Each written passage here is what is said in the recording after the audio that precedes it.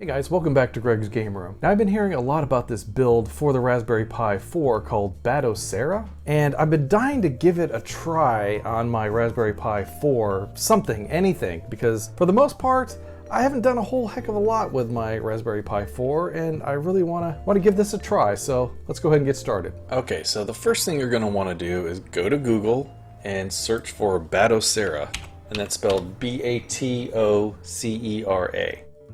And then we're going to go to this first link right here. It says Batocera Linux. And up at the top, we're going to click where it says download. And we're just going to scroll down here to the Raspberry Pi 4. Click on that, and then we're going to save it. And while that's downloading, let's go back to Google and we'll search for Etcher. And we're going to click on this one link that says Etcher-Balena. And then we're going to click the download for Windows x86, x64. And then we're going to save that to our computer. And another program that you're going to need is WinRAR, if you don't already have that installed on your computer. So go ahead and download that right here where it says download now. We'll save that. And now you should have all three of these downloaded. You got the WinRAR, you got the Etcher, and then you got Batocera. First thing we're going to do is run the WinRAR and install that. And I'm just going to say I don't want all the search protection stuff.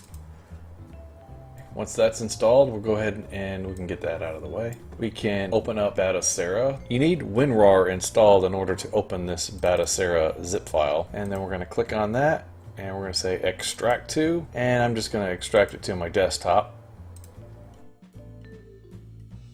Alright, once that's done, we can get this out of the way. And then here's our extracted image file. Now we need to install Etcher. Say agree.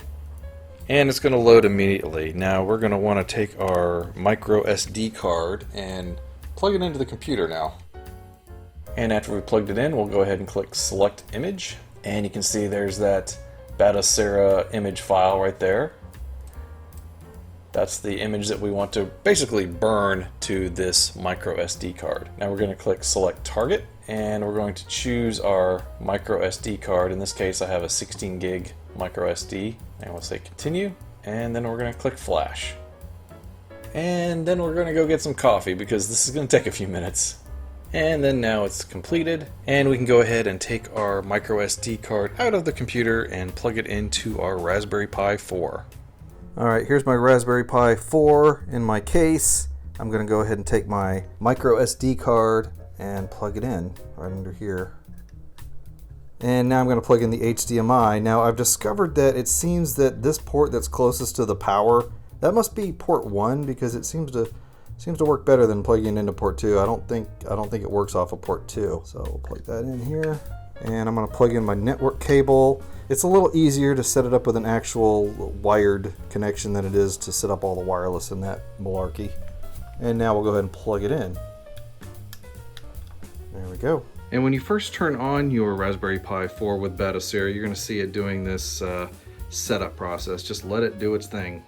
Okay, it looks like it's up and running, and it has this really obnoxious music running in the background, but the next thing I want to do is plug in my Xbox controller, my wired controller. I think it's probably just easier to do that with a wired than a wireless. Hold down the start button. Oh, maybe it's just automatically there. Hey, that's convenient. But I think I'm going to go ahead and see if I can configure this anyways, because I may want to change the button settings on these. I'm not sure. So let's go down to controller settings, and I'll hit configure controller. And now I'm just going to hold down the button here to configure this controller.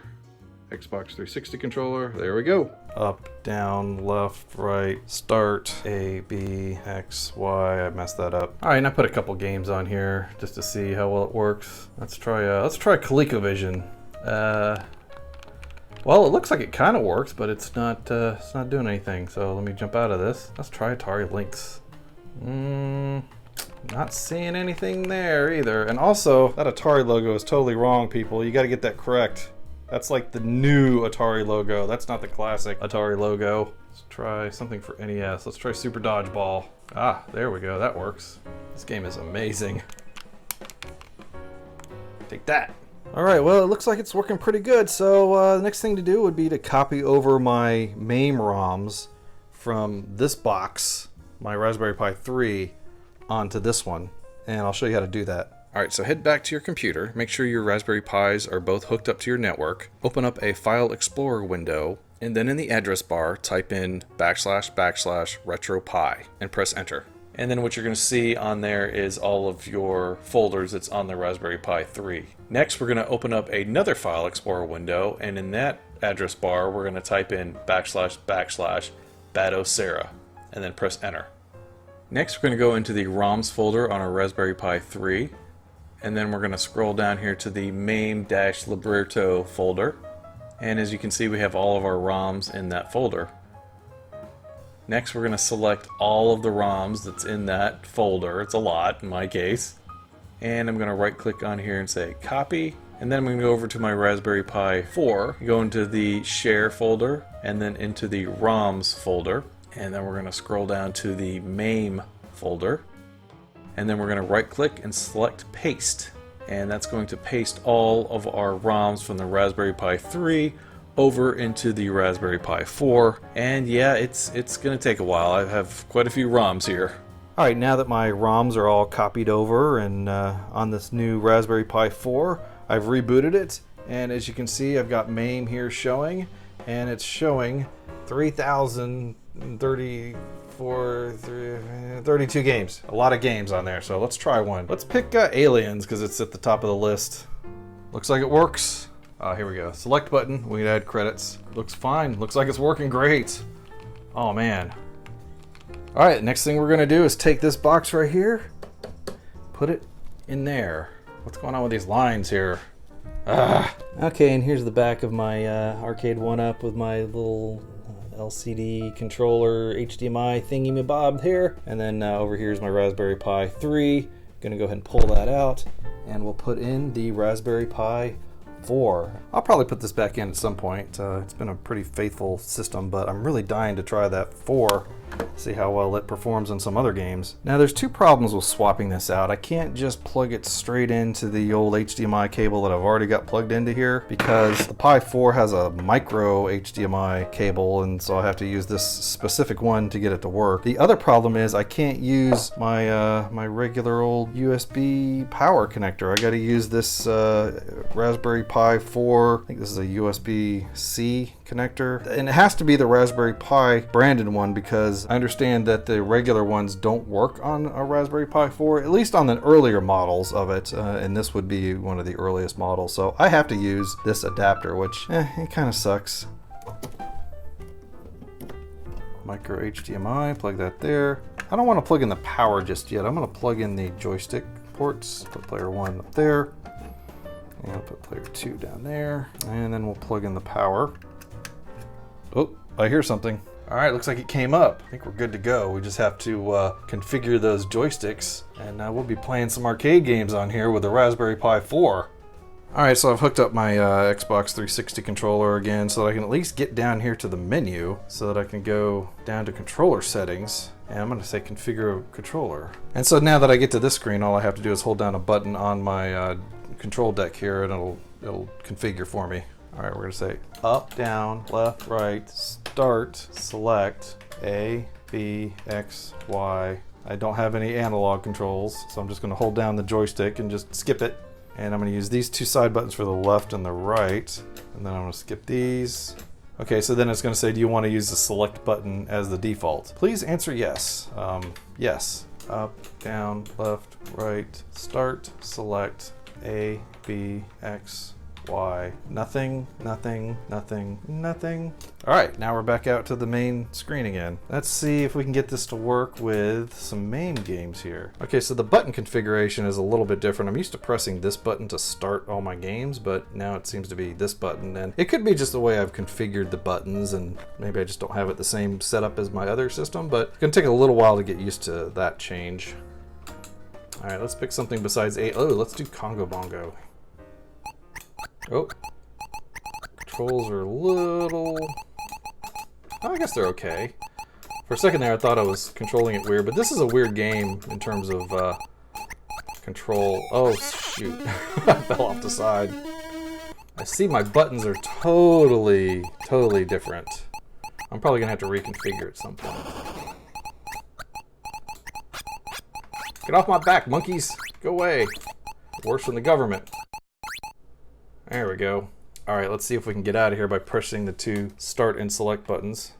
Yep, looks like we're back out here again. Cool. Okay, so select goes to the options. One thing I need to do is turn off that music. I don't need music when I'm playing my games here. Start is the menu. Let's go into start. So how about UI settings? And start on system? Oh, we can select which system we want it to start with. Normally on my Raspberry Pi 3, I had it set to favorite, so I'll do that too. Maybe it's under theme configuration to turn. Can I configure that music to turn off? System background, mini consoles, animated background. I'm not seeing anything about this music. Oh, we can do different shaders. None, scan lines, or CRT. Let's try scan lines. Oh, I don't know if I like that or not. Sound settings, well, that couldn't be too obvious. Front end music. Turn that off. It's still going though. Play theme musics. No. Lower music when playing a video. Just don't play any music at all. System volume. I'll change that to 20. I guess that raises up the volume without me having to push it on my sound bar. There we go. Now we got rid of the sound. Thank goodness. That was getting annoying. Let's go into game settings and we'll see if I can turn off this interpolation. Ooh, we can do a rewind, an auto save load, shader set. Yeah, we like the integer scale pixel perfect. Decoration. That's that background that's on here. I don't really care for these too much. I'm just gonna say none. Missing BIOS. It's gonna tell me all the BIOSes that are missing on here. That's cool. Oh yeah. I need a BIOS for my Lynx games to work. You can even do net play. That's kind of neat. I want to see the list of the games, so I probably need to get a different theme that will show me my list. But for now, this will work. Let's try Ultimate Mortal Kombat. I'm hoping it looks nice and clear, even though I added the scan lines. Okay, well, it doesn't work. Oh, there we go. That does look a little bit clearer. Oh yeah, that looks a lot better. Oh, the sound is always kind of low in Mortal Kombat. I'm not sure why. I'm sure the button configurations are totally messed up, which of course means I'm gonna have to refer back to my own video on how to do the buttons. So it's gonna take a little time to tweak the buttons, but it looks good. It's working. Punch him! Punch him! Oh, it got me. And I'll try a different game. I wonder how I can. Okay, so I can jump by just hitting the up and down or the left and right buttons that I chose here. And it seems to work fine. Just like in RetroPie, if you hit the select button, you can jump to the different games that you want. And I'm gonna go to G. Yeah, let's do Galaga 88. Oh yeah, looks good. I like this one because the way the aliens explode like fireworks. And let's try a couple of the other games that I've added here. I added a few games in here just to see if they would work on this. But anyway, we'll try it with a Nintendo game here. Looks good, looks good. Of course, the controls are really whacked out because of the way they told me to select it on there. But I think you can change the controls per system, so I could modify this if I wanted to. Oh, here we go.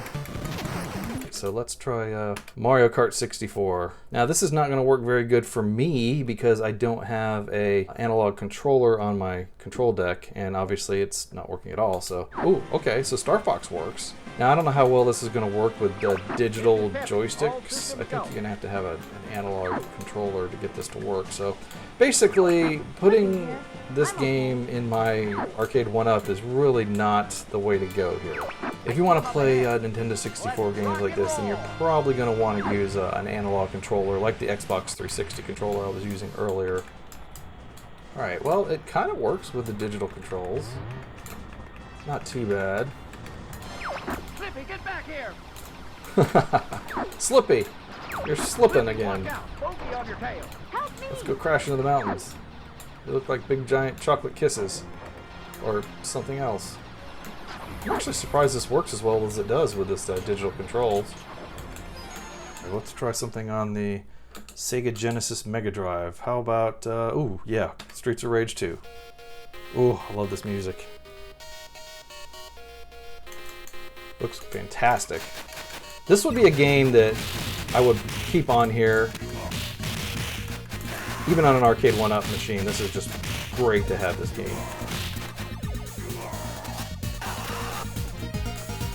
Get back here, yellow guy. Coward. Oh yeah. You like the body slam? Why you gotta mess with my streets? Why you gotta make my streets rage?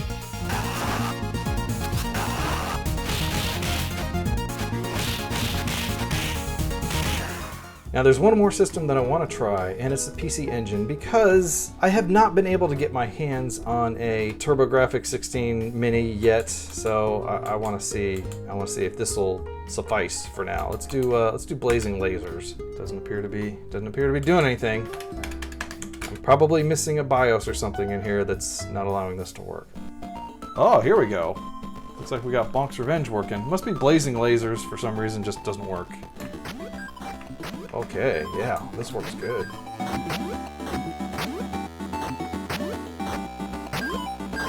Alright, well, looks like this game works at least. I don't know about all the other TurboGrafx 16 games, but this one at least works.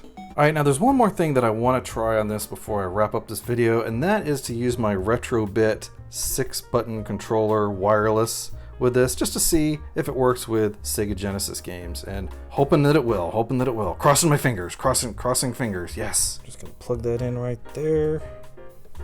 Maybe. There we go. Hey, it lights up. And it blinks, which means I have to sync it. And syncing it's pretty easy. You just hold down the start button for a moment, and if it doesn't sync automatically, then you just hold down the button on the dongle. And this is cool. Look, it's already detected it. Cool. Oh, I'm messing up already. I'm hitting the wrong buttons. All right, after a little bit of tweaking, I think I've got this set up. Let's do Street Fighter. I'm sure the configuration is not going to be set up properly right off the bat for the 6-button controller. All right, not doing a direct feed. I'm just doing straight off the screen here. Oh, you know what? It must think that my controller here is the main controller still. I might have to like disconnect these controllers to get this one to work. Alright, so I took these controllers out of the equation just to see if I can get this to work. I bet the wired 3-button that comes with the Genesis Mini would probably work really good too. I'm hitting start, and the game's starting.